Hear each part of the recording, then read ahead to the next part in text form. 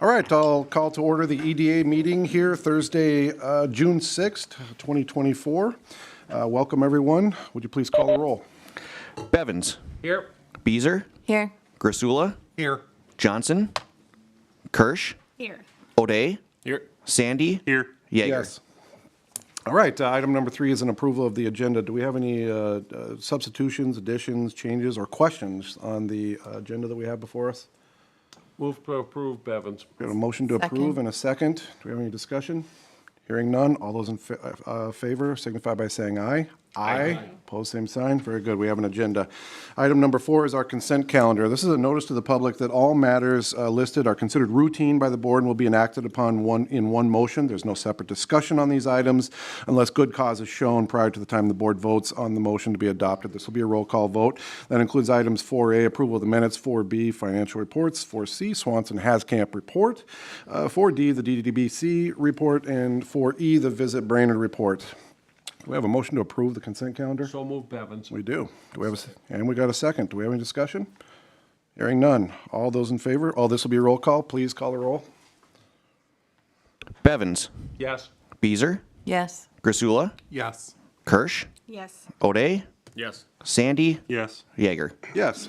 All right, our consent calendar is approved, and we'll move on to item 5A. This is our new business.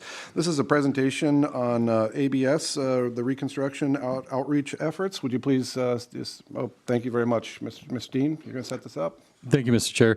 So at the last meeting, the EDA requested staff do some digging into some recent state highway reconstruction projects and the outreach and coordination efforts that the state and the businesses had done as part of that effort. We compiled a handful of different, somewhat recent projects here.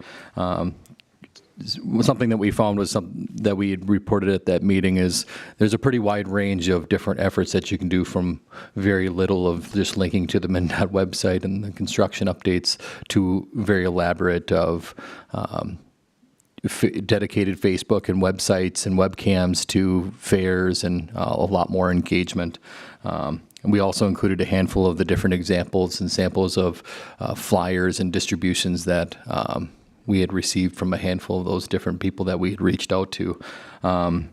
One project in particular that there was considerable effort on was the Broadway Street reconstruction, or Highway 29 project in Alexandria, which actually won an award for the project. A lot of it probably was in response to a lot of the coordination efforts that were done on that project. There was a lot of effort that went into there.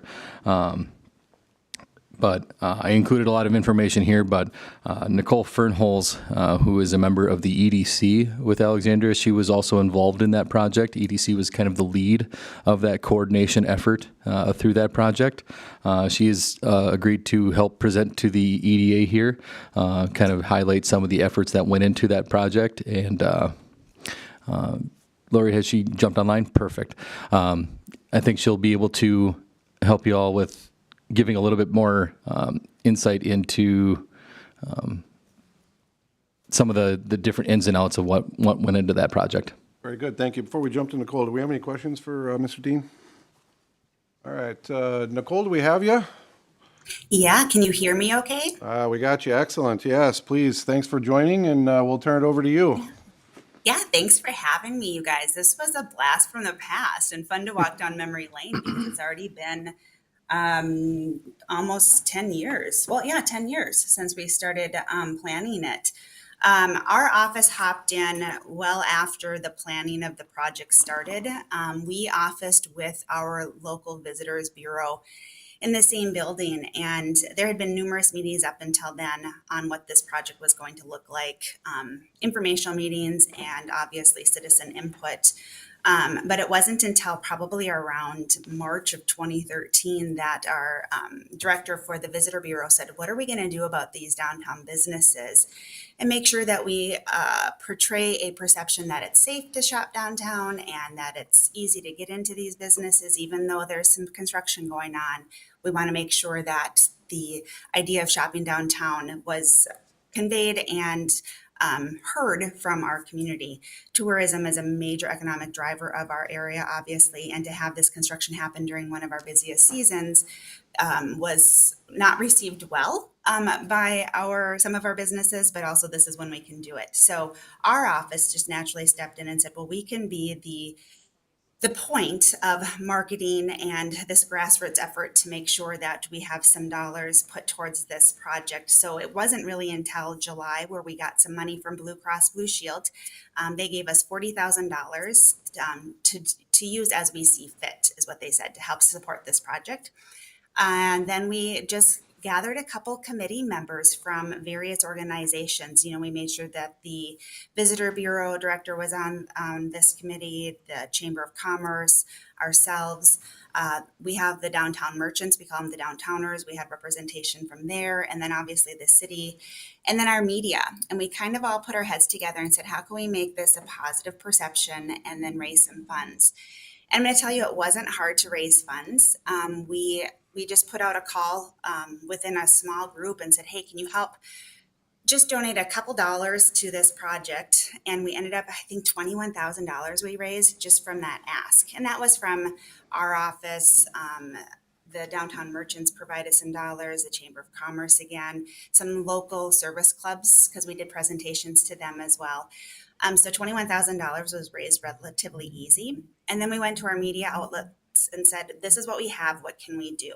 And at that point in time, we had several radio stations, we had some local television stations that we had, and all of them came up with a marketing plan and said, this is what you can get for X amount of dollars, but then we're going to match it and give you X amount more. So in reality, I think it was around $32,000 of marketing that we did that summer, just to ensure that people understood that the downtown was open. Every front door had a sidewalk to it. If you didn't want to use that, the back doors were open, and just conveyed that it was safe to shop down there.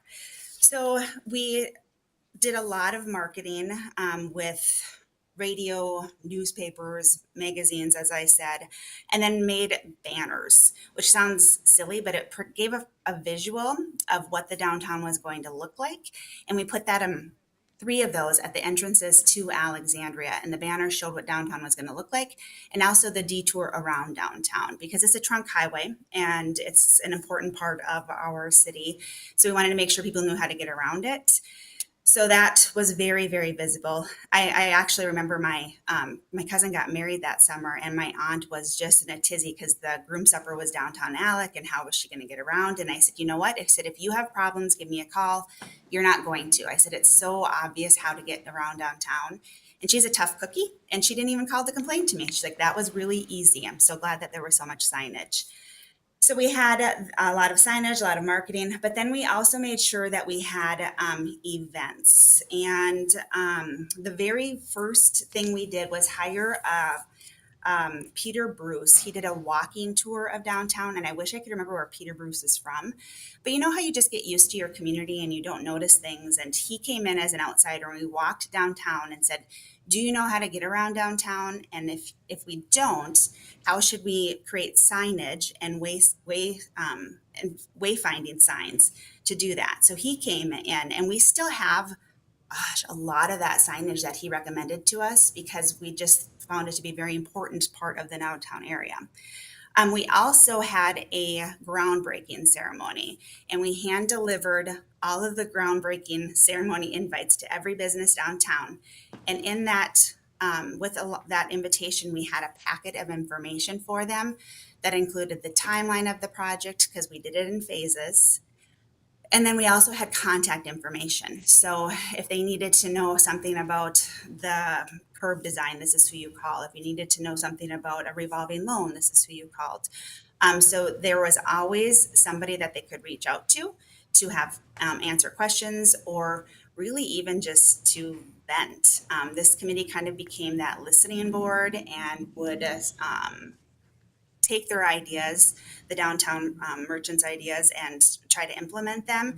But sometimes you just listened, and that was received very well because people just sometimes just need to vent. So we had the groundbreaking ceremony, and we had hand delivered those invitations with the contact information. And then we made sure that we set up some sort of, we'll call it a grant. We and I can send this on to you. If any of the downtown businesses had an idea to bring people downtown, they could apply to up to $15,000 grant from our $40,000 and then our marketing dollars to help implement that program. And I think we had around 12 applications, and a lot of them were just easy little ideas, like let's do a beanbag tournament, and we want to provide a free drink for individuals. But we kind of combined all of those and then had our big party in the street, which had never happened downtown. And it's on a trunk highway, so we didn't think that they would allow us to do it, but they did. So that event had around 2,500 people attend it, and really showed that you can shop downtown, but you can also have a good time, and it is safe and it's easy to get here. So we had a number of events downtown, and I think that really drove a lot of individuals to realize that you could come down. We had a couple wine and art crawls, which we still have. And then we also did like I said, the party in the street, where we offered a lot of street performances by our Andrea Theater. It's our local theater. They did street performances, which got people into their doors as well. And then we had a September Girls Night Out, which brought people down.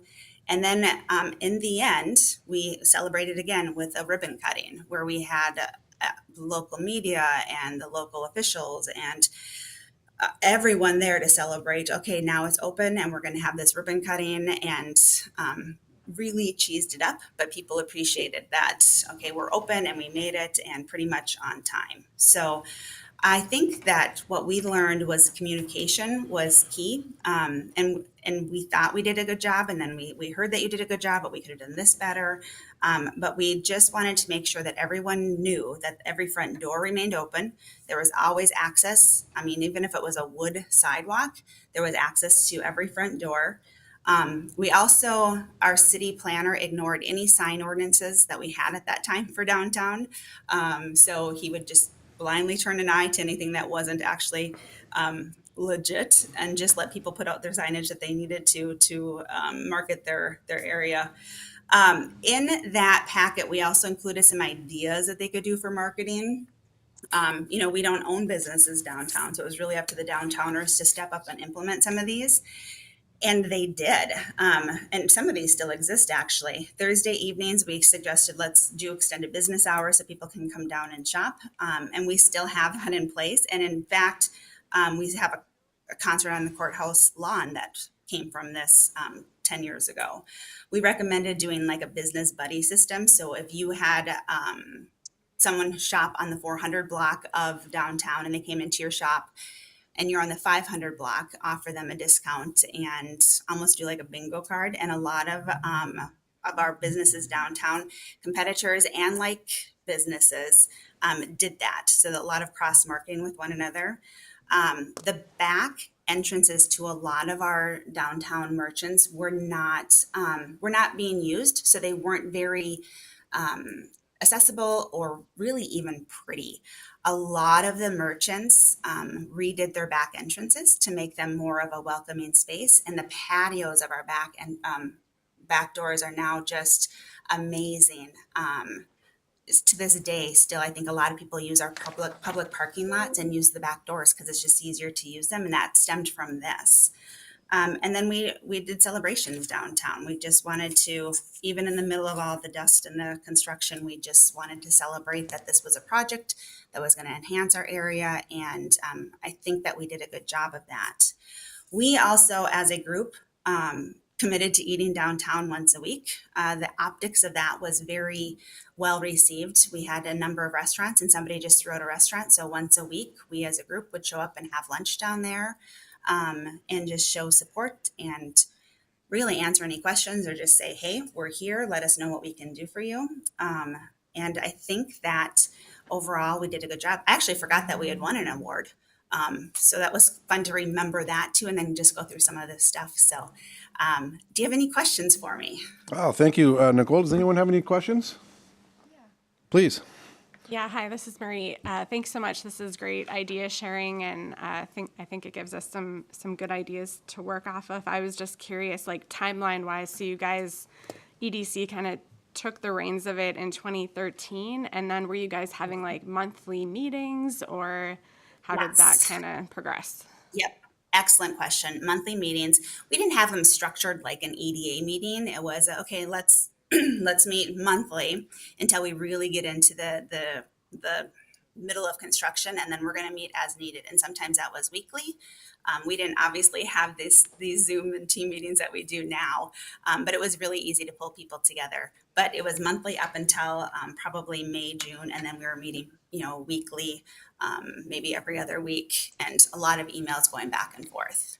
We made sure that we attended every downtown merchants meetings, and they're once a month. There was our group was always there to make sure that we could answer any questions, or if we didn't have the answer, find the answer for them.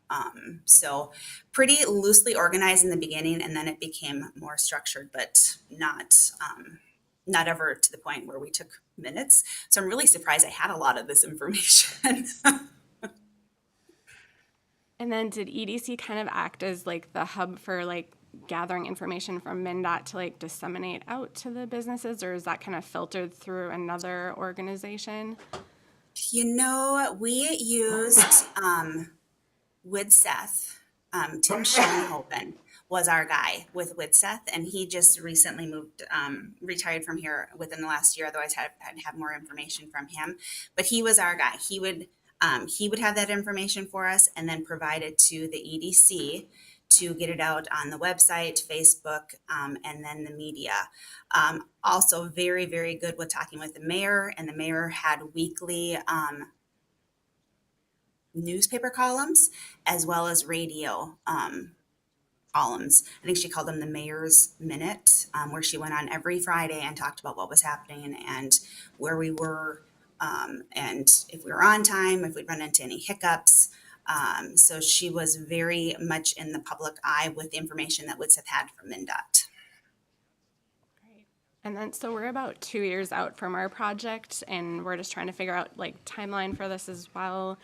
Would you recommend just kind of forming like an initial committee to kind of get those different stakeholders together to start figuring out what next steps are? Or, yeah, I guess we're just trying to figure out how soon to start this.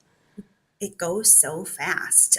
So you're 2 years out. At that point in time, yeah, we were doing downtown merchant presentations. We were meeting with local service clubs, the Rotaries, the JCs, to provide information. We didn't formally start raising money until really a couple months before we started the project. But it doesn't hurt to start. And if you're looking to do that, to start, further out than that, because the more money you can raise, the more marketing you can do. Obviously, we're 10 years down the road now, so there'd probably be a lot of social media marketing that you're going to be doing, and still signage. But when I look at like $32,000 in marketing for this project and how to get around downtown, I think made an impact on it. So you said you raised the $32,000 for marketing, and then was your like operating budget, was that through the Blue Cross Blue Shield funds, or were you just using like general funds for that, or? Yep, general funds for that. The Blue Cross Blue Shield really went to that grant program that we started, and probably a little bit of marketing, but really went to the grant of what do you have for an idea to bring people down, and how can we help with that financially? And I had talked to Jessica at Horizon Public Health, and she didn't know if that still existed, but she has the contact information, the contact name, so I'll send that on to you. She said, reach out to this person to see if that grant still exists, and if not, have they replaced it? So I can get you that too. Great. Thanks. That's all I Thank you. had. Any other questions? I just have one quick question here. If you could just kind of summarize, I'm trying to get a grasp of the money concept of this, how much it is, who pays for it, how all of that works. Is the city on the hook? Is how is the mechanism of all of the money work, and who's responsible for it at what time and what stages? Could you just brief overview? Yep. Brief overview. our office went and asked individual businesses, more like the service clubs, to contribute to a marketing campaign to ensure that our businesses downtown were getting exposure. And then we were the fiscal agent for that. And so those dollars were raised, like I said, the chamber, our office, media helped with it. And those were our dollars to use as we saw fit. And we put them all towards marketing. And we were just the natural fit. We're a 501c6. And it just felt like the way that we were structured, it worked best under us to do so, because we also have an EDA that is an Alexandria EDA. And they said, you know what, Economic Development Commission, you take this and you run with it. So we did that and then raised the dollars just through really an ask.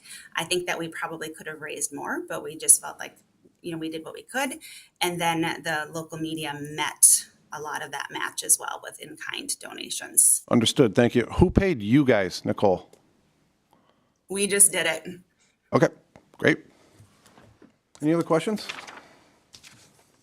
Well, thank you so much. Very much appreciated. Anything else? Follow-up from you guys? I guess just as next steps, can we form some sort of subcommittee or something to bring kind of, again, those stakeholders together to have some initial discussions to start planning this out? That's what I would like to see. Sure. Is that I'm not sure that's something we could do today, but we could potentially ask staff to create what a skeleton might look like of who, basic time frame, what kind of people might want to be involved in this and who we'd be outreaching or working with, and then bring it back to us, and then we could pick some people that might want to raise their hand for this kind of thing. Yeah, totally. The one thing I did notice that one of them did is that they reached out to the community to see if anyone out in the community would be interested. So not just our little pool, but the whole city pool. As a part of the subcommittee, potentially, yes. So, seems to make sense. So is that something staff, you guys feel like you could come back with kind of what it might look like? Maybe reach out to these folks and see what, what that team might, what the assembly of that team might look like? Yep, we can certainly work on that for the next meeting here. Appreciate it. Okay, good. All right, anything else? Yeah, please, Mr. Kasula. Have we reached out to Baxter? They have 210 projects that bookend ours. 210 gets resurfaced through Baxter first, and then they have the 210-371 interchange. If we could work with them, I think that's a little softer opening for us. There's a lot less businesses on 210 through Baxter, and just kind of glean some insight from that. Yeah, potentially adds, if so inclined, a Baxter rep onto that subcommittee or, Yeah. Reach out. So, yeah, I could see a lot of parties wanting to be, potentially a participant.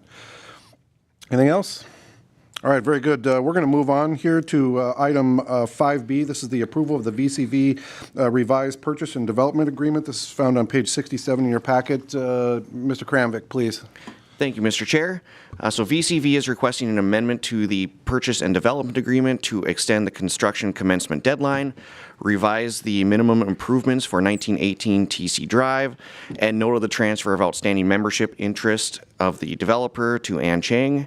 VCV, as the developer, will continue to be bound by all the terms and provisions of the contract. The original minimum improvements for 1918 TC Drive had 12 containers with miners and 12 cooling towers that were 20 feet in length. These containers utilize open-air miners with adjacent cooling towers.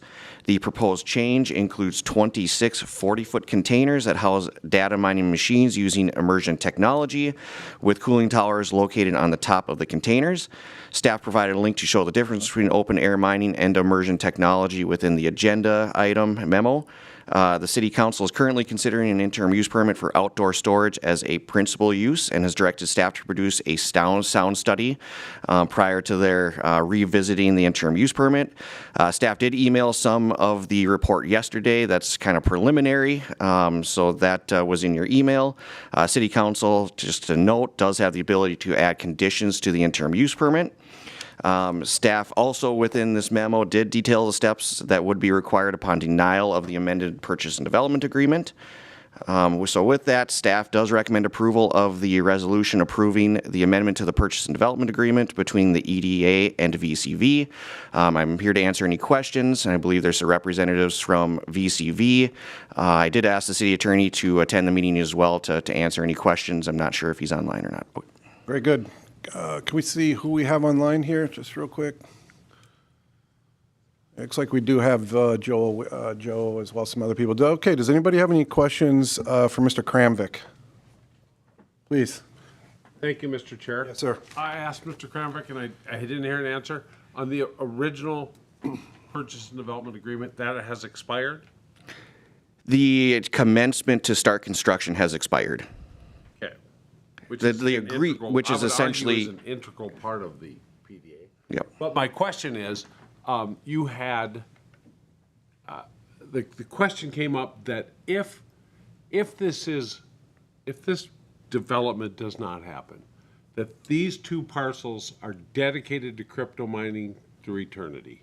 I believe you referred to pages 18 and 19 to the original agreement. And I read that 3 times and cannot see that, but I want your clarification that these two parcels, regardless of what happens today, are dedicated to crypto mining.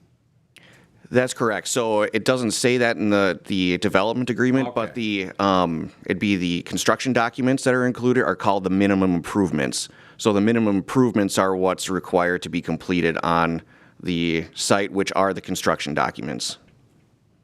Mr. Chair, if I may? Absolutely. But I'm understanding that to be an agreement between the City of Brainerd, EDA, and VCV. So if VCV doesn't fulfill their end of the bargain, as they have not, and the agreement has lapsed, as it has, how is it that therefore that one section of the agreement lives on in perpetuity? I just don't understand that. It doesn't seem, well, first of all, it doesn't seem to make sense or a good move by anybody for the citizens of Brainerd to make that a dedicated crypto mining lots. So that type of provision in there would be, my understanding, it would protect the city as well as the developer. So the city has, as part of the original conveyance of the land, or the EDA selling it as well, has said that the minimum improvements or this crypto mining does meet the comprehensive plan. So the EDA wants to see this type of use developed. Now, it protects the developer when they're purchasing the property for, say, $250,000, beginning the minimum improvements, that all of a sudden there's not a change of mind on, what the potential EDA or city wants to see done with the property. It also protects the city in saying that the developer then can't just turn around and sell the property, say for a profit, and then sell it for mini storage, for instance. So it's kind of locked into that use until both parties would decide to amend the purchase and development agreement. So it's really both parties that would have to choose to amend that. And that's my understanding of reading it. Thank you, Mr. Chair. Yes, please, Mr. O'Day. So along with that original agreement, they had 120 days to make the minimum improvements, and then we were supposed to send out a 30-day notice. Did that happen? So the EDA could do that, but it's not a requirement. But it's in the contract. It is in the contract. So the EDA, if they choose not to do this, could certainly decide to do that. But that has not been sent out. Okay, so we're behind the ball on that because there were 800 days out. I don't know. It should have been brought up a long time ago. It seems like this group has convinced our staff somehow, and maybe both at City Hall and at BPU, that they're making these efforts. As a member of this board, I've heard nothing. I've heard no explanation on why nothing happened. We had 2 groups that were told that they could do this, 2 different places. One of them went forward with it, one of them didn't, as far as what I can tell. All I can see is the difference is Bitcoin was at $70,000 back then, and then it tanked. And now it's back to $70,000, and here we're having the conversation again, where the other group actually did what they were going to say. I don't know, but I don't think we have any bound duty to owe this group anything. and they did break the contract. So I've tried to wrap my head around it, and I don't see how I can support it. I didn't trust some of the answers I got from this group 2 years ago, and they're not here. If I wanted to ask questions, maybe they're on here. I believe they are, not positive, But but. those are my questions. I don't have really any questions about whether or not we want Bitcoin mining in these industrial park lots. I'm not excited about that anymore, but why are we just automatically giving an extension on this? That's where I'm at. Anybody else? Yes, please. Can we get some clarification on why the improvements did not happen or what the instance was, why it didn't happen? Can I just double check and make sure, do we have a VCV representative online with us that we can hear right now? Hi, this is Matthew Feast. I wasn't, I'm a representative. I wasn't part of the calls or the meetings 2 years ago, but I mean, yes, it is, is largely tied to the economics at the time. And at that time when BTC crashed, it did, it was a little bit jolting, and it took us a little bit of time to get to where we needed to be. And, we're actually in a position where, we found a partner in Anchang, and they're actually looking to build something much more valuable and put in more money than we were going to do. The systems that they're going to be putting in are immersion, and that helps. I think that helps in multiple ways. It obviously invests more money, but it also is much less noisy, which I think is good for the town. And we're not they're not planning on just building some cheap data. They want they're going to be building a flagship data center that doesn't have to be just doesn't have to be just BTC. There's AI, there's a lot of uses. We're seeing demand for data center space, not just from BTC. There's a lot of people that have approached us outside of BTC mining. So I think that when the market crashed at the time, it was that was pretty much the whole market, but it's a little bit more diversified now. Understood. Any other questions for our? And we're very serious. As soon as this is ready, it's going to happen as fast as possible. That's what we heard Understood. last time. I believe that's what we heard last time. Yes. Any other questions? Please. I was just wondering, so the change of the use is upping it to 26 units from 12. Can you expand on that? Is that just to be able to expand the cryptocurrency mining, or what is the reason behind expanding that, and how is that fitting within the same footprint of the land that's being used? So I mean, I can at least answer that partially. Anchang is also on the line, but so BPU as part of, so we recently revised, basically in our contract with BPU, we have to get 15 megawatt. We have a minimum amount that we have to get up and running by the end of the year. So to do that, we need to put more containers on the southern parcel. That's one of the driving forces for the changes. So it's more about something that can be put up quickly and where we can turn power on quickly and also make it more efficient. Understood. Mr. Sandy. How does BPU's power agreement fit into all this? I guess my question would be. The agreement's been amended. Who do we want to ask? I don't know if Patrick knows that answer, but. Please, sir, if you're willing. Don't do it. You can certainly say no. There's a question here that seems like you might be the guy to answer, but you don't have to answer it.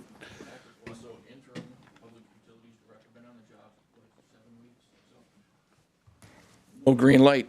Gotta get you Tony hot. says, Patrick Wasso, Interim Public Utilities Director. I like saying it so much I say it constantly. I'm not really sure how that question relates to me, though, Paul. I can tell you that the BPU Commission extended their agreement. It had also expired and was extended officially at the April BPU Commission meeting to have up to 15 megawatts consumed per month by, or per day, December 31st of this year.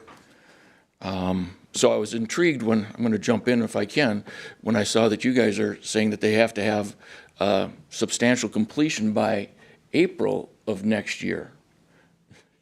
I'm kind of confused in how they're going to get 15 megawatts this year when you guys are giving them till April, or theoretically till April. I would also point out that I had a conference call last week with VCV. The gentleman you just spoke was also there. The main contact at VCV that I was working with was Jerry Tang. He's also the main contact of the new company. So I'm confused as to ownership and what's going on, who's really funding this situation. So we have not officially approved the transfer of ownership and the agreement. We are doing our due diligence investigations, making sure, for one, as I pointed out to Jerry and the gentleman on the online, that this new company isn't even authorized to do business in the state of Minnesota when we did our check earlier this week. Understood. Does that answer your question, Mr. Sandy? Thank you. Can I respond to that? Just one sec, please. Does anybody else have any follow-up questions for Mr. Whistle before we let him sit down? Please, Mr. Gasula. So will this be, I mean, we're on the path towards net zero. Will this be adding additional megawatts that we have to purchase that's clean or dirty? I mean, just so we know the power they're using, if that's going to be additional that BPU is going to have to require, or is that something that we're already producing? We are required by statute to follow whatever the governor and the legislator implement as far as carbon-free by 2040. We will meet those requirements. Okay. Any other questions? Thank you, sir. Appreciate it. Okay, any other questions here looming? I have a couple quick questions. No? Mr. Langle, are you available, sir? I am. Very good. I just have just a couple basic questions here. Is VCV currently in default on the contract? Well, they haven't, they didn't, in a sense, yes, because they did not satisfy the timing portion of the contract. Understood. So as you read the contract that we have in place, default would be in place under your understanding. So then my follow-up question to that is the remedies and the escape strategies that this board has, that we have as an institution. We said this land was going to be used for this. So at this point, we could say we no longer feel like this is a good use for this land. We could start that entire process of, I mean, we're the ones who said originally this should be the use. Because it seems like we're in default now, an escape strategy could then take place, and then we could relook at the use of this land. Am I not understanding that correctly, sir? I believe that's correct. I don't have all those terms in front of me at the moment. I'm not in the office, but yes, I believe that is correct. If all of those terms, the use was tied to that particular agreement, and if they're default of the agreement, and if EDA decides to back out of that agreement by not extending it and so forth, then yes, that is correct. That's my understanding as I'm reading section 9.2, item B. It says cancel and rescind and terminate the agreement upon default. So it certainly seems like we have the opportunity now. We have the power to do what we want to do with this, not only VCV, but potentially down the road this land if we feel like this is no longer a good fit. So thank you, Mr. Langle. Do we have any other questions for our council? I just want to clarify, he said that, Mr. Langle said something about backing out of a contract. That wouldn't be backing out of a contract, in my opinion. That would be just following up and doing our due diligence on whether or not we're in a contract, for one. It's already been broken. And two, what we want to do going forward. Correct. My understanding, if I may, Mr. O'Day, is that when we're in default, there are portions of the contract that allow you to enter remedies of default, which could potentially keep the contract viable if the parties made decisions to then bring the contract back out of default under whatever remedies we would decide. But as of right now, my understanding with what Mr. Langle said, my understanding of reading the events of default is, basically we could today just rescind this contract. So I just want to make sure we're in understanding of that. Anybody else have any questions for council? Not for council. Okay. All right. Thank you, Mr. Langle. You're welcome. More questions? Yes, please. I just want to clarify, so the terms of the purchase agreement, if we don't vote to move forward with extending the contract, because it's in default, then we aren't tied to having to continue to use that land for the intended use or whatever the stated use was in the original purchase agreement. I'm just trying to avoid, if we don't extend this contract, are we still tied to having to find another developer that uses it for crypto mining? And so we're just ending up having to find another developer using it for the same purpose. Please, Mr. Kramvik. So Attorney Langle did state that, it'd be a termination of the contract and what, I'd probably ask for clarification from him on that. I did outline, I'm uncertain if it's a remedy or if it's a requirement, but it talks on 2 pages, I believe on 18 and 19, about the EDA sending a 30-day letter to take the land back. Now, the EDA then would have to market the property to sell for somebody else to complete the minimum improvements, which right now is considered crypto mining. There's also, I think, been some infrastructure that has been added to the property as well, so I'm not sure if it's just the $256,000 or if that would be included in the price of the land sale as well. And then once all the fees for realtors or marketing, anything like that are paid, then whatever the new buyer pays for the property would then be given back to VCV. So that's how that remedy, I guess, is put in there. Not sure, maybe Attorney Langle can clarify whether that's a requirement to do of the EDA or if it's a remedy. Thank you. Mr. Langle, that sounds like a question directed towards you from Mr. Kramvik. Would you like to address or no? Yeah, I believe it's not a requirement, it's part of the remedy, but I'd want to look at that a little more closely to make sure that we're following the contract requirements there. I'm also curious, there's already been investment in this property by BPU towards its final use or proposed use. Understood. Got it. Did I see your hand go up? Yes, please. And VCV, if I know you're hoping to speak, I'll get to you here in just 1 sec, please. Thank you. Just a question about that investment into BPU power, the power lines that were put in, the connection from the substation to this property was roughly $700,000 or something like that. $345,000, and it was paid for by VCV. And that was known that they were going to pay for that at their own risk. They've had plenty of time to use that. I wouldn't be able to answer that question, what their knowledge was. Okay. So that's I see that as a sticking point of, they did put some investment in, but they didn't use it. And that's not on us at this point. Am I correct? Is there anything in the contract that says they handed that over, that we have to give it back, that it has to be torn down, that anything has to be done with it? Not that I've seen. Okay. And I've reviewed the contract. So we're protected from that, BPU is protected from that, yes.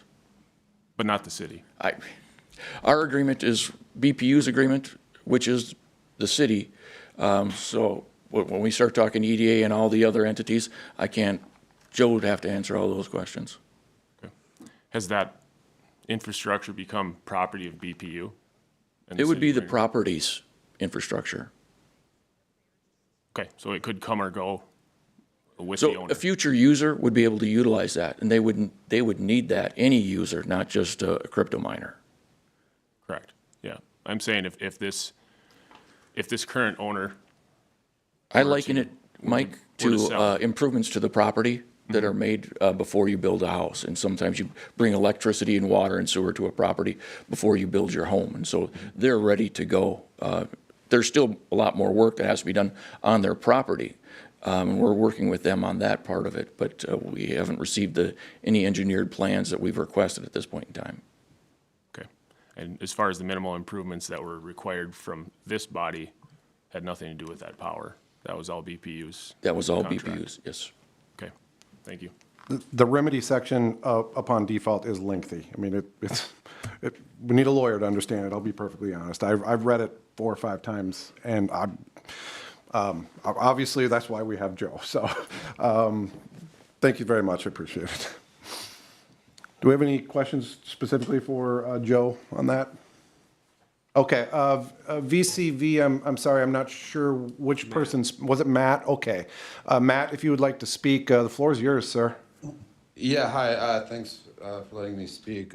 So yes, in addition to the $345,000 for the distribution line, we bought, sorry if I'm using the wrong phrase, solar Rex, and those were $300,000 plus the land, plus all our plans. Like, we've spent $1.1 million on this, and I know that things are behind schedule, but right now all the money's here, and it's going to be a very quick move. We have every incentive to move fast. We, as mentioned, we have to get 15 megawatts up by December 15th. The end of December.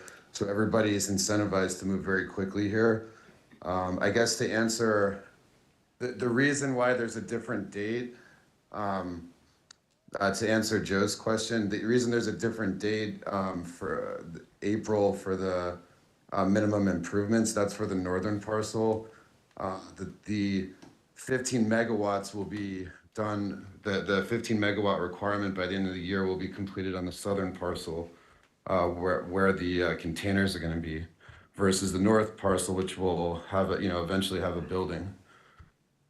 And then also so we consulted with the Secretary of State, and they said that we do not need, like, Anchang is going to be acquiring the membership interest in VCV Digital Minnesota. So VCV Digital Minnesota already has the license, so they will be covered through that, and they won't need to get a new license at the Anchang level. The VCV Digital Minnesota will be sufficient.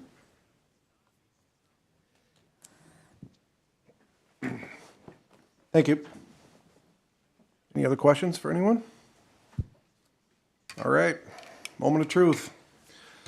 So staff's recommendation is for an approval of the extension here. I'd like to see if anyone would like to take a stab one way or another on this and make a motion. So we can give direction to all the parties involved here.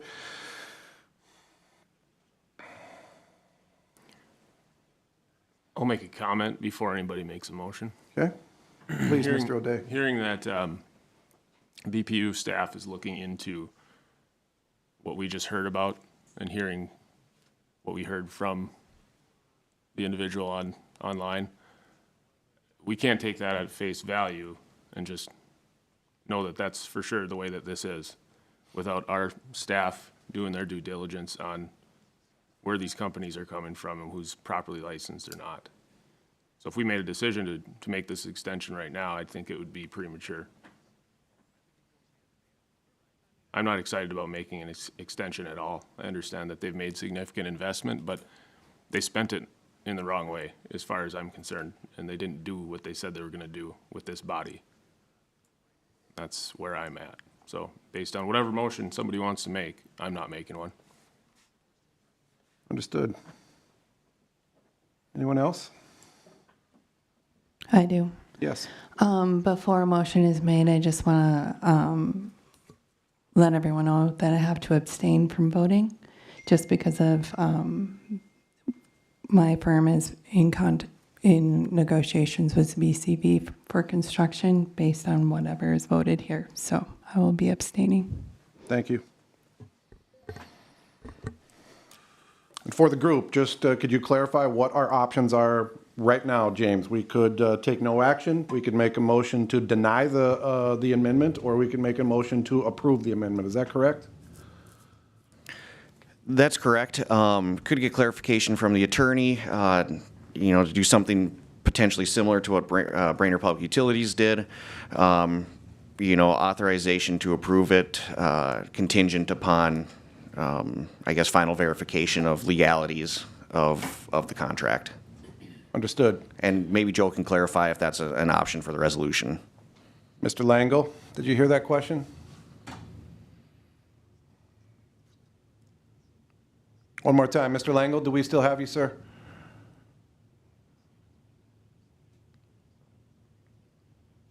He's gone. Mr. Langle. Looks like we're still on there and unmuted. Maybe we heard him. Mr. Langle?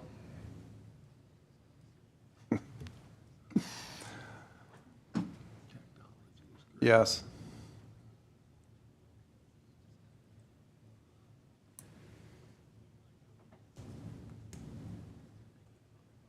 Try one more time, Mr. Langle. If not, maybe you could, can he call in?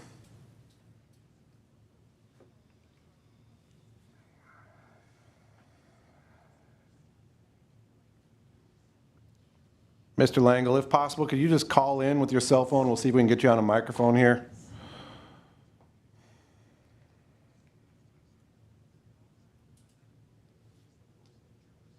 Who's is that? That's not mine. Is that Jesse's?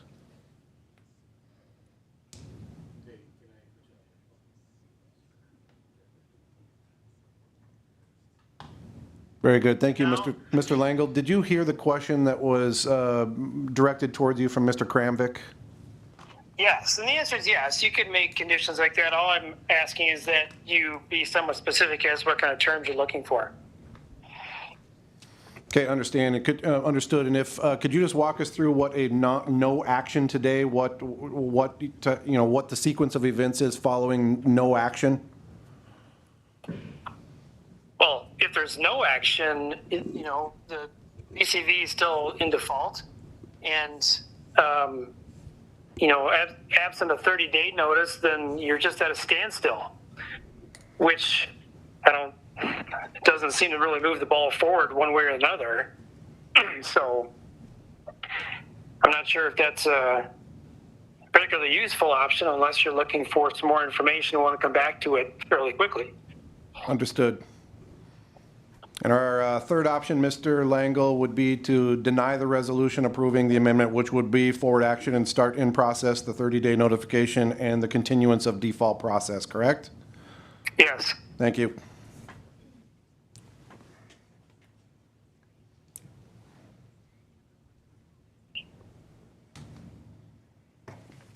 Okay, so we're going to ask one more time if anyone would care to take a motion on this one way or another. Looks like we have two options on motions, and the third option is nobody takes a motion and we move on to the next item. Without a motion, I would delay this until we know furthermore about the information BPU is looking for. Okay. Anybody else have a differing opinion or want to take a stab at this?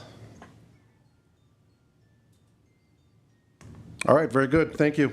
We're going to move on to item number 5C. This is to discuss the conceptual plans of future development.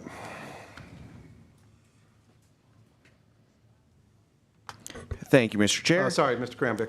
Yep.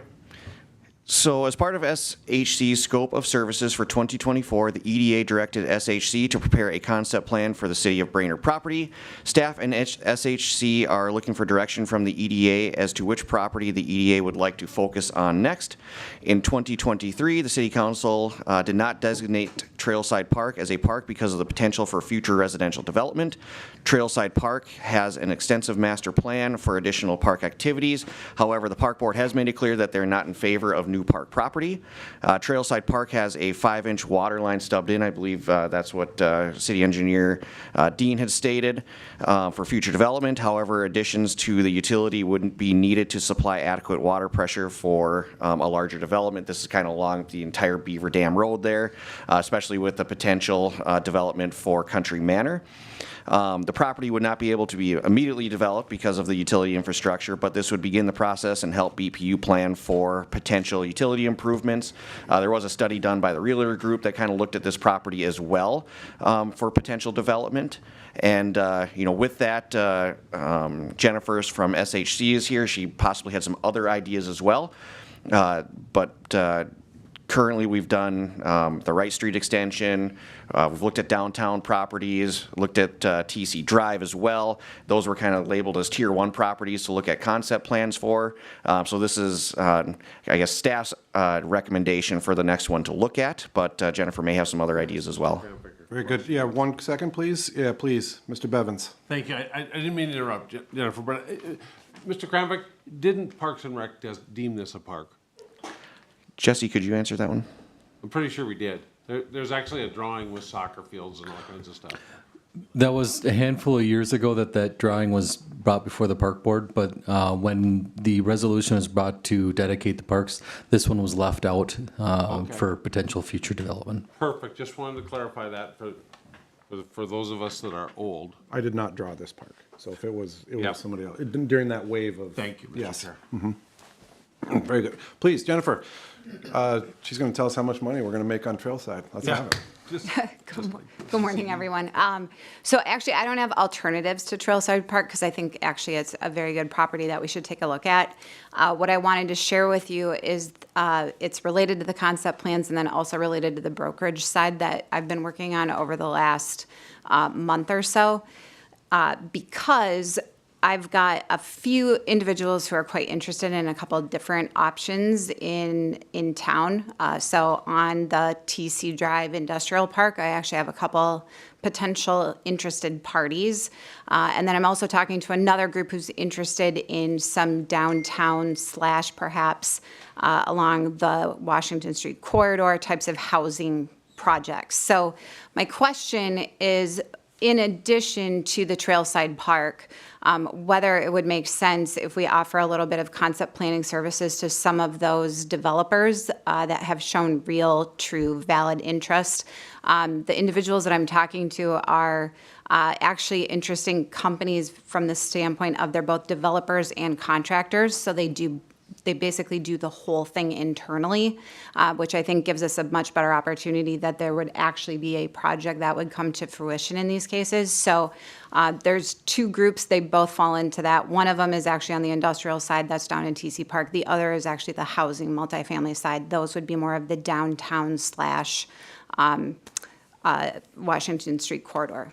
So my question is actually more, in addition to TC Park, or not TC Park, excuse me, Trailside Park, I'm putting all of them together, I'm mushing them together, whether or not there might be interest for us to do a little concept planning work too on behalf of some of those developers.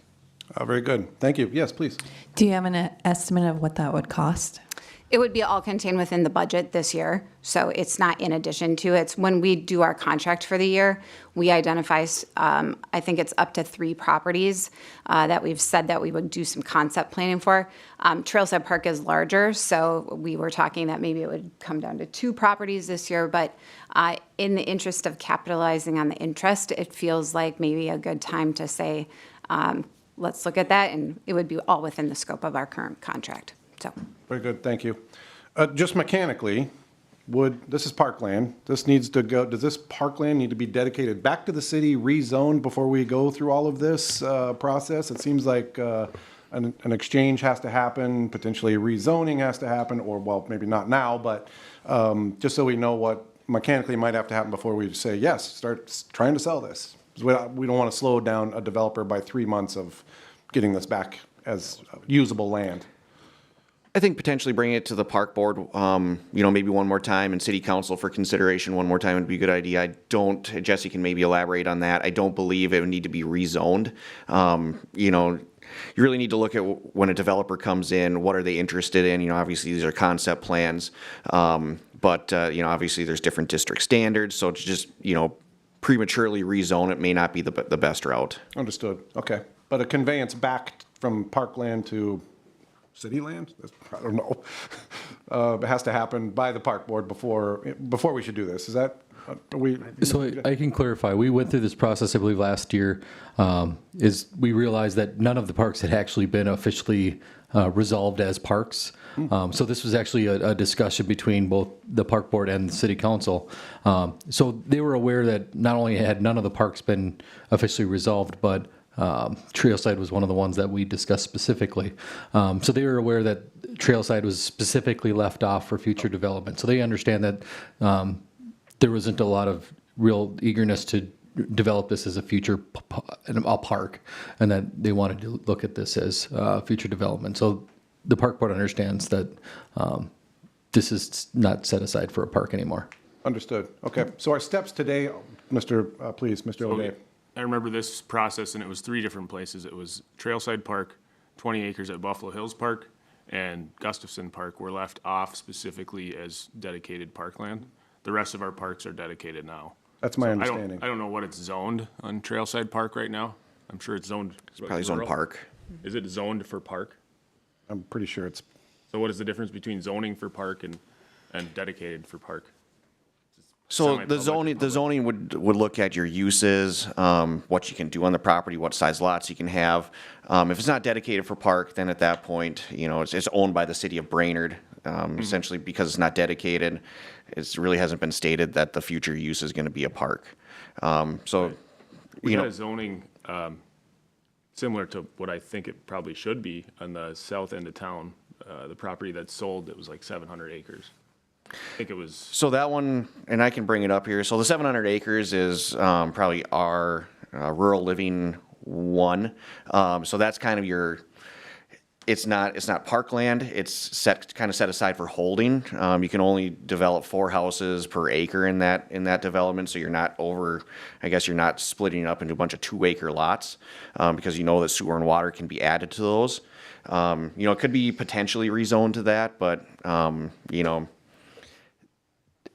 leaving it as park, I don't think would be an issue either. So when a developer comes in, if the city's already said it, the park's already said that they're not interested in a park, a developer, we could let them know that. I don't think there'd be an issue to leave it as owned as park. Okay. Very good. So steps from here are this body could say, yes, we are interested in this, and then that starts in process back to the park board, say, hey, looks like the EDA is interested in this. Are we okay? Are they okay with that? And then we green light this and we start trying to market it. Is that the steps, Mr. Kramvik? Yeah, so the EDA could make a recommendation to move, forward with this recommendation, pending final approval by the park board and city council. Very good. Do we have a motion for anything, or is there any other discussion? Sure. Yes, please. I would recommend that the EDA agrees to consider bringing Trailside Park or giving Trailside Park to SCH to consider creating a concept plan and to direct staff to come back to whatever appropriate body, planning and zoning, Parks and Rec, the city council, but not this body, regarding the appropriate zoning for that property. And I so move. Second. Do we have any discussion?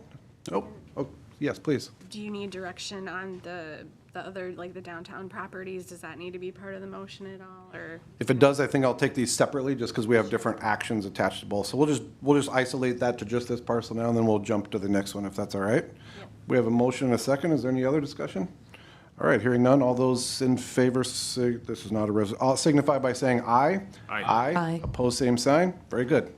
Do we want to discuss any other properties? Well, so the trick here is I don't have specific properties because I have to meet with the developers, again, continue the conversation.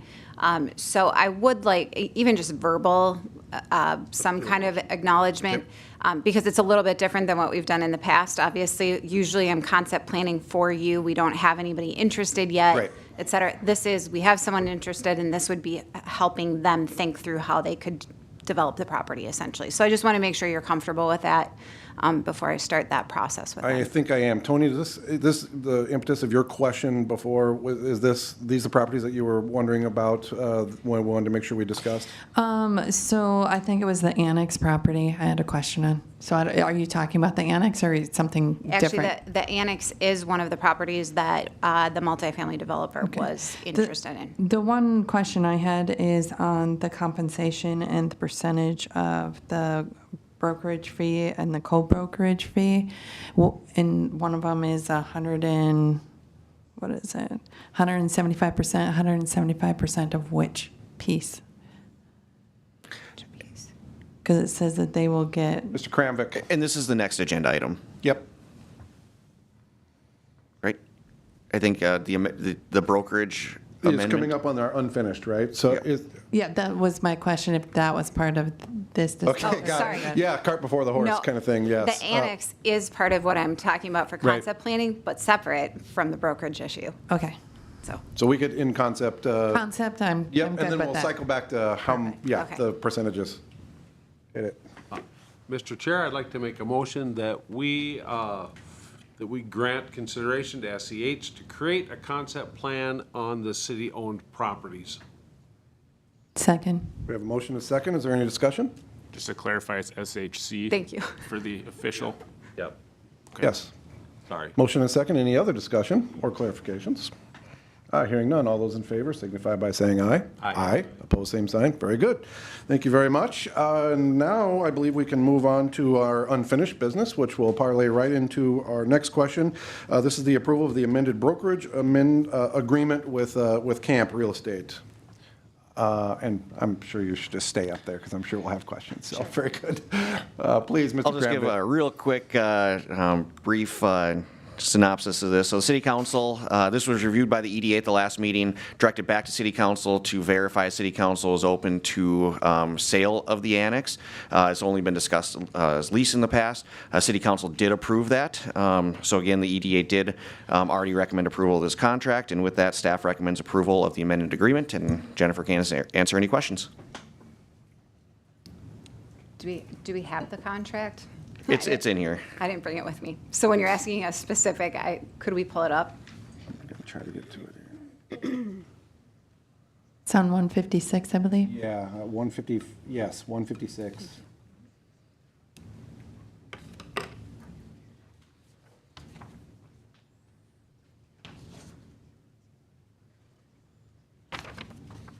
At the bottom. The co-brokerage transactions, just wondering what that percentage is based off of, since it's 175%. Yeah, page 156 on the specific question. So it's 175% of the above schedule. The schedule are the bullet points. So if there's a co-brokerage fee, it's basically the co-brokerage fee. So it's it's the schedule that's above the 6543 in the bullets. So it'd be 175% of 6% or 5% or 4% or 3%. Right. Securing at least the commission to, I actually think it's actually, now that we're saying this and talking about it, I think it's missing a decimal point. Yeah, I was very confused. So of the 6%, 1.7%. That sounds a lot better to me. It really Okay. does. I'm like, Give that lady some money right now. Give her some coffee. I haven't had enough coffee this that's morning. fine. So It just clearly- threw me off I was like, that is wrong. 175%. That is not correct. Somebody's getting a good deal on that. So And it's not me. So, okay, that makes more sense. Thank you for the clarification. no, thank you. All right. Any questions for James or regarding the contract? Ready when you are. Oh, please, somebody. I Yep, move thank to you. approve the amended brokerage agreement with Camp. Is that the amendment with the 1.75? Double amendment. Yeah. Okay, the okay. 1.7. Thank you. I'll second that. Amended. The corrected. Yes, do we have a second? I'll second that. We got Mr. Grasula's second. Do we have any discussion? Hearing none, all those in favor signify by saying aye. Aye. Opposed, same sign. And motion carries. Very good. You Thank you. almost got away with it. She's a sneaky one. Ooh, gosh. Can't slip one. Okay, very good. We're going to move on to item 6B. This is the approval of our contract with Bladec to administer the grant program. Are we going to jump straight to Tyler, or would you, please, Mr. Kramvik? Yes, thank you, Mr. Chair. I'll just give kind of an introduction here. So as proposed, the EDA would allocate up to $20,000 per calendar year to fund eligible projects. The program provides a 50% matching grant for actual construction costs up to $5,000 per property. And with this, the EDA would continue to fund as many projects as possible under the $20,000 until all of it is allocated. From the last meeting, the changes were that essentially all commercial industrial uses would be eligible for the grant rather than those located within the River to Rails Incentive District or adjacent Washington Street, Mill Avenue, or Business 371 businesses. Also, that design work shall not be eligible for funding. And then lastly, as stated by the EDA at the last meeting, they wanted to see a not to exceed number from Bladec, which they did put into their contract, which was set at 18 months and not to exceed $2,000. So with that, staff does recommend entering into a contract with Bladec, and then I guess Tyler can answer any questions or elaborate. Very good. Do we have any questions for James first? So will this pool of funds go away if we like don't use it within whatever the next 18 months? I'm trying to remember the funding source. And what I'm getting at is I don't know if it makes sense to pool this money into a bigger pool to have for, say, like Washington Street Reconstruction Grant Program rather than this, which seems it's very broad. So any improvements that are made, it's not going to be in a targeted area. And I guess my preference would be to have it be in, say, like the Washington corridor. But if we're losing the funds, then I guess I'd be more in favor of just rolling ahead with this program to use them up. But that's my question. I know it was discussed at the last meeting, since the entire city kind of contributes to the EDA, that all businesses should be eligible for it. I know that's something that's been put in some of the BR&E interviews too, that, it's just kind of been centered to the River to Rails Incentive Corridors District. So this is kind of an opportunity to respond to some of those, concerns from businesses outside of that.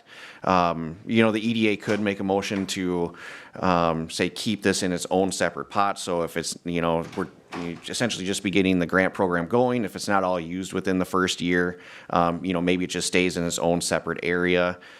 So it could be added to maybe some extra stuff for Washington Street. It's used for facade grants. It doesn't just go away after if all of it's not used in a year. So that's a potential for EDA to make a recommendation for that. Understood. Thank you. Tyler, do you have anything to add? Yeah, I just, to James' point there and to further elaborate on Marie's question, I believe the funds that we're using for this is the excess funds that that the EDA has from the levy, correct? I would say they're the unbudgeted funds for 2024. Yeah. And that's why, to James's point, and that's why the footprint has been extended. And we do get feedback. Every grant that we've, the Main Street was one of them. The things that we have done have been positioned to assist the businesses in the River to Rail corridor. As you get farther on, you get south on 6th Street, you get out to the East Brainerd Mall, we did get some pushback on why there weren't funds available for those properties. And when the discussion around this focused around the fact that these are levy dollars, and the levy dollars are coming in from all of the people inside the city of Brainerd. So that's why the footprint was extended for this. So that's just my feedback on that. And how is the program going to be advertised, or just word of mouth, or? Nope, we'll use social media. We'll use our intended list. We have a list of, we probably, I don't know, we'll have to focus it down obviously into the Brainerd businesses, but our data set for who receives our emails, we'll email these out. And because of the use of our emails, we don't email things out that aren't going to provide value. I'll say it that way. So anything that goes out from us typically has either a grant tied to it or education tied to it. So we have about a 86% open rate on our emails, and we have a data set that's pretty large. So we'll use social media. We'll put it out on our website, obviously. we'll more than likely ask the chamber, we'll probably run a swell ad through the chamber just to push this out through their network as well. But we'll use all of our mechanisms that we've been using for the last 5 to 7 years with grants. Very good. Thank you. Yeah, please. Earlier, when we were talking about talking to Alec and what they did on theirs with marketing, and they went to the businesses on foot and they handed them a packet. If that's what we decide to do, can you do like a 1-page flyer insert so we can put it into that packet, so as we walk by, we can make sure that they physically got it? Sure. As well? Just Yeah. a small little something. Yeah, and so last year we started, as I know we presented in our annual report, we started business surveys, we started visiting the businesses on Washington Street to start to make them aware of this, of the construction that's coming.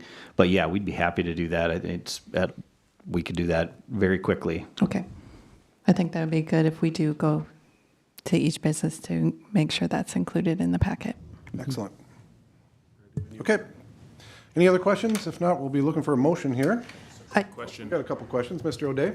Maybe I missed it, but would this be a first come, first serve, or is this put out as a grant for a 2-month period of time or something like that? That was what was discussed at the last meeting, that this would be a first come, first serve, as long as they meet their requirements. I just had one clarification on the contract. So if we do this grant program, one of the stipulations is that they have to be in business for 2 years, but the contract we have with you only is for 18 months. So if someone leaves before then, for those 6 months, who's in charge of trying to collect money? I'm assuming that won't happen, knock on wood, but if it does, who's responsible for that time frame? We'd either have to negotiate an extension on it, or the city or the EDA would take over on that. It'd be our department. We can amend that on the contract. I tied the 18 months to the language that we have in there, that this is a 12-month grant application. The money's available for the next 12 months. If there is extenuating circumstances that we need to extend for them to finish the project, it is in the language that we extend that by 6 months. That's why I tied it to the 18 months. Happy to push the contract, if you will, out to 2 years. We don't have any issues with that. I just was being consistent with the language we had set in the timing of the grants. Yeah, hopefully it's a non-issue. Yeah. But if it becomes an issue, I just want to know who's responsible for that. Sounds like you're going to take it. It would still be us. Okay, thank you. Anything else? I just had another Yeah, question. please. So if it's first come, first serve, is it just like the application's just gonna close after we reach the max of the dollars that are available? Or are you gonna take a certain number of applications, then close it, review them, and then just award it to whatever the first projects are that meet the criteria and meet the threshold of what the grant dollars we have are available? We'll be reviewing them as they come in. Much like we did previously with other grants that we've administered, we can look at that, state they meet the minimum requirements for this, and for some reason, if they fall out, then we just go to whoever's next in line. So it's all of the applications, because the system that we're using, all the applications come in and they're time stamped. So as they come in, we earmark them as, this is who came in, first come, first serve. We'll shut it down, and if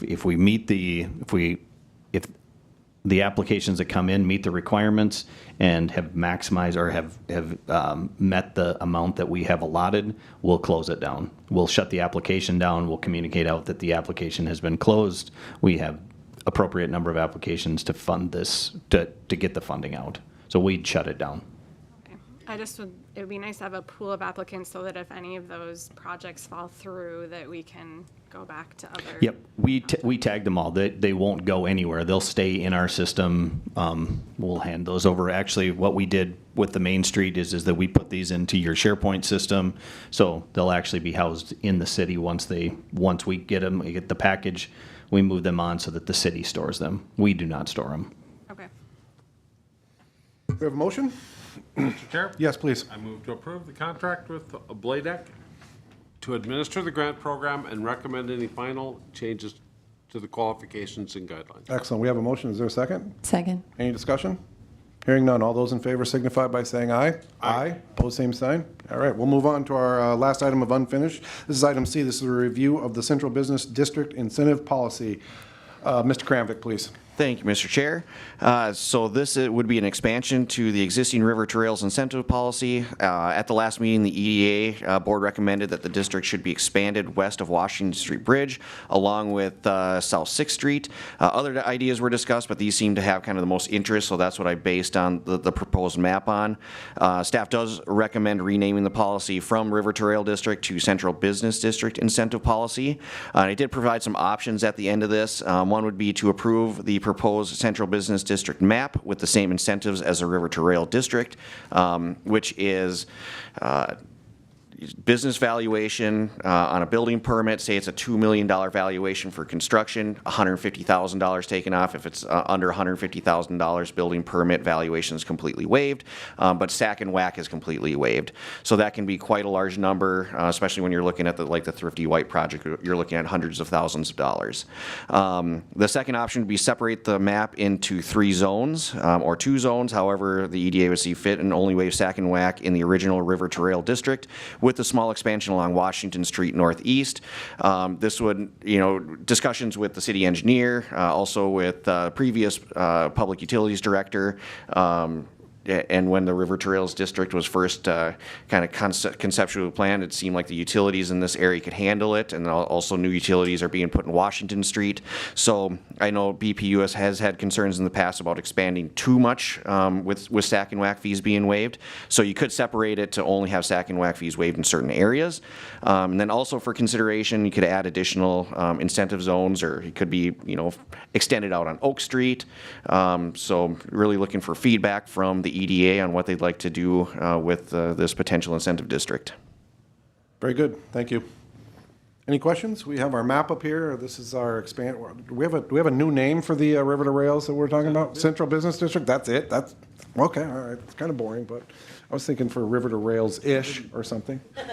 Ish. Any thoughts on the new map? Mr. Chair, Yes, please. I think we should be in for a penny, in for a pound. Give all the incentives to the entire red district, but I also think we should put a deadline on it.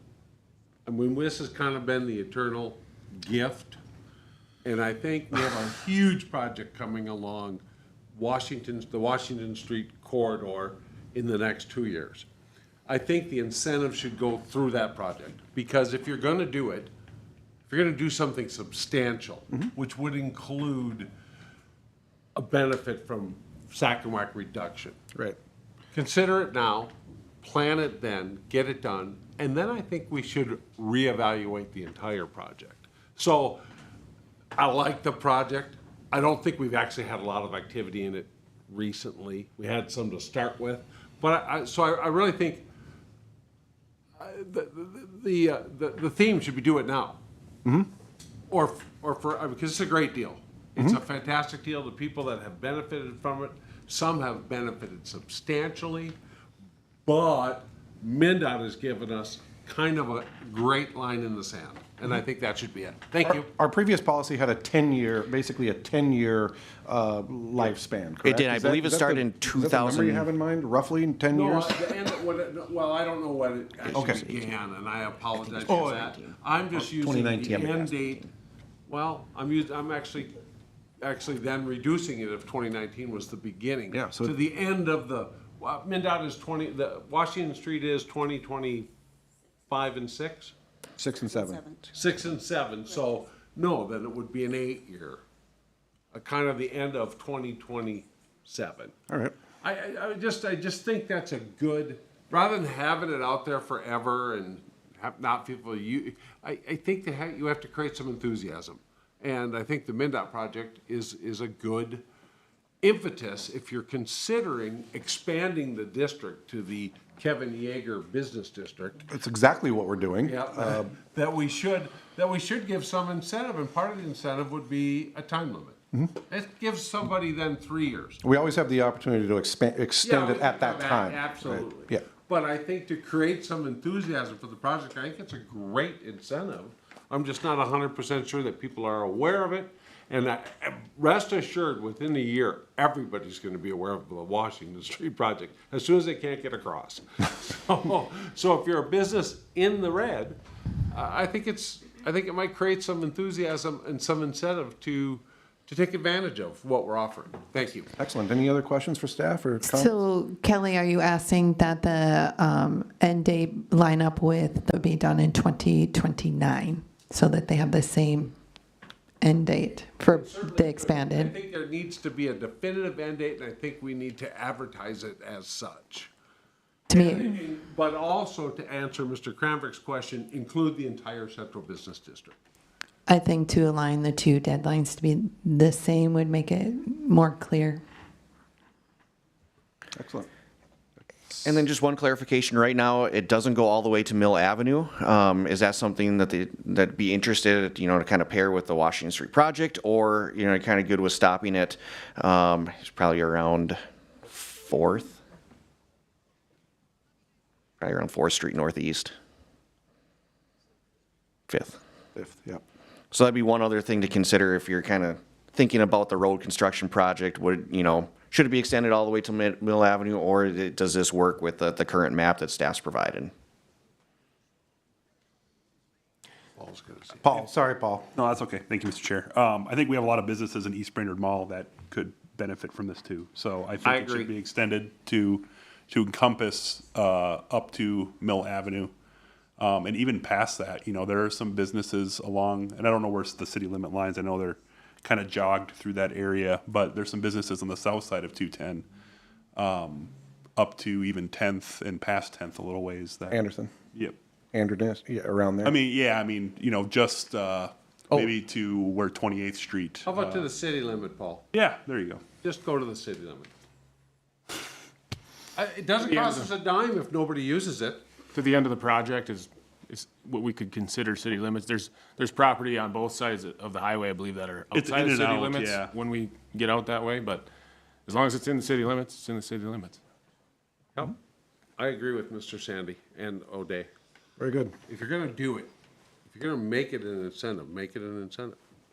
River-ish to limits. And as a point going forward, if we're gonna revisit this in 2029, we can evaluate it and say, okay, this worked or this didn't work. And at that point, my idea would be to have smaller timeframes where we focus on different areas in the city instead of just the same spot all the time. Downtown is important, but so are some of these other shopping areas. The key to this is just people knowing about it, I think. That's. Anything else? All right, we had, would anyone like to give some feedback or make a motion here with some of those conditions we just talked about, extending to, I believe, city limits? Hand up, let's go. Mr. Chair, I move that we approve the proposed central business district map with the same incentives as the river and rails, extending the eastern limits to the city limits of Brainerd, and coordinating the end of the program with the end of the river to rails program, as Tony Beazer suggested. Very good. 2029. That's correct. And we got a second. Do we have any discussion? Hearing none, all those in favor signify by saying aye. Aye. Opposed, same sign. All right, motion carries. Okay, staff reports, please, Mr. Kramvik, before, yes? Yeah, and then just wanted to clarify, this will go to city council for a final approval. Yes, excellent. Staff reports, who'd like to start? We got one hand up. We got one taker today. All right, Mr. Kramvik. Thank you, Mr. Chair. So just wanted to make the EDA aware that I've reached out to 2 sign companies for the industrial park properties for quotes, and the signs should be hopefully up shortly. We have kind of the smaller signs that'll go in front of the individual properties, and then in front of the TC development as well as the Wright Street, they'll be kind of the larger signs. Camp really has agreed to pay for half the cost of that because it's kind of a partnership. So just wanted to fill you in kind of from the last conversation we had from the last meeting. Also, the 805 Laurel project and a proposed duplex housing project in Brainerd Oaks Outlot F both turned their applications into the Minnesota Workforce Housing Grant Program. And I believe they're anticipating hearing back sometime in August if they've received the funding. The city and Planning Commission has been working on a retail cannabis ordinance and will conduct the final readings at the next city council meeting.